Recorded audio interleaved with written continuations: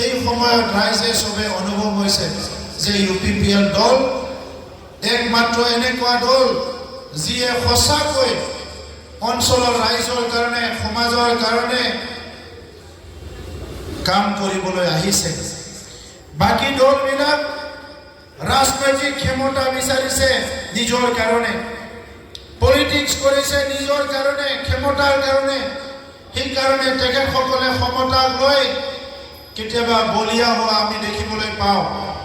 কিন্তু UPPL দল আমি অকল ক্ষমতা বিচাৰি পাৱাৰ বিচাৰি পলিটিক্স কৰিবলৈ অহা নাই, আমি ৰাইজক সেৱা কৰিবলৈ পলিটিক্স কৰিবলৈ আহিছোঁ।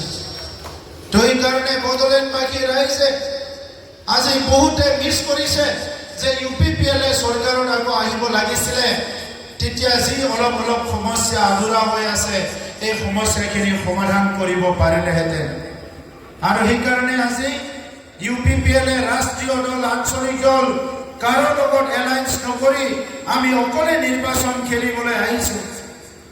ৰাজনৈতিক ইতিহাসত চালে BPF দলে বহুতবাৰ বিভিন্ন জাতি জনগোষ্ঠীক প্ৰতাৰণা কৰিছে। তেখেতসকলে মিছা কথা কৈ পেলাই ভোট লৈ এইসকলক ঠগাইছে।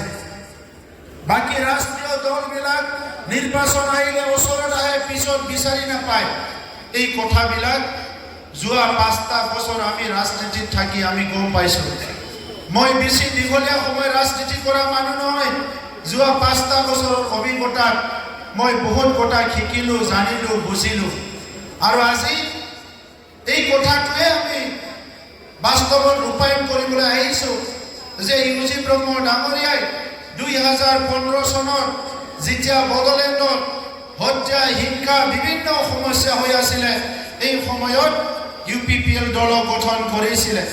UPPL দলক গঠন কৰাৰ সময়ত কাৰোবাৰ লগত এলায়েন্স কৰি ৰাজনীতি কৰিম বুলি UPPL দল গঠন কৰা নাছিলে। UPPL দল গঠন কৰিছিলে বড়োলেণ্ড অঞ্চলত গণতন্ত্ৰ শক্তিশালী কৰিব লাগে, বড়োলেণ্ড অঞ্চলত বসবাস কৰা 35 লাখ জনগণক ন্যায় দিব লাগে, নিৰাপত্তা দিব লাগে, শান্তি দিব লাগে।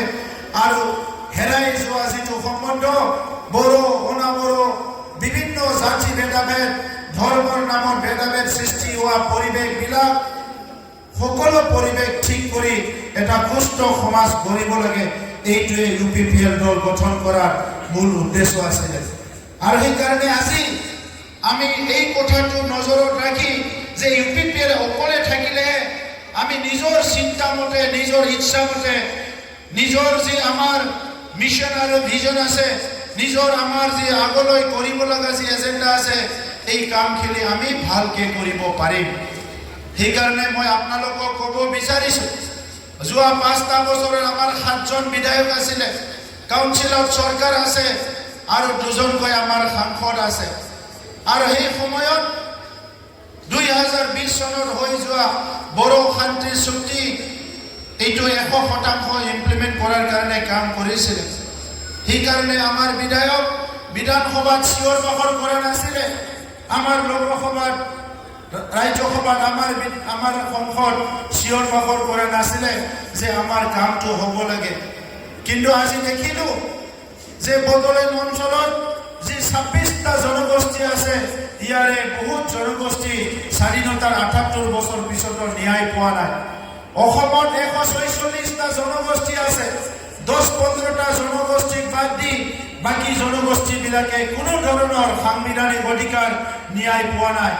সেইকাৰণে UPPL দলে এই 9 তাৰিখত নিৰ্বাচন হৈ যোৱাৰ পিছত 4 মে'ত ফলাফল ওলোৱাৰ পিছত অসমত যোনে চৰকাৰ গঠন কৰিবলৈ নাম্বাৰ পাব, যাৰ লগত UPPL চৰকাৰ বনাব, এইবাৰ আমি চৰ্ত সাপেক্ষেহে কাকবা সমৰ্থন দিম, চৰ্তবিহীন আমি সমৰ্থন নিদিওঁ।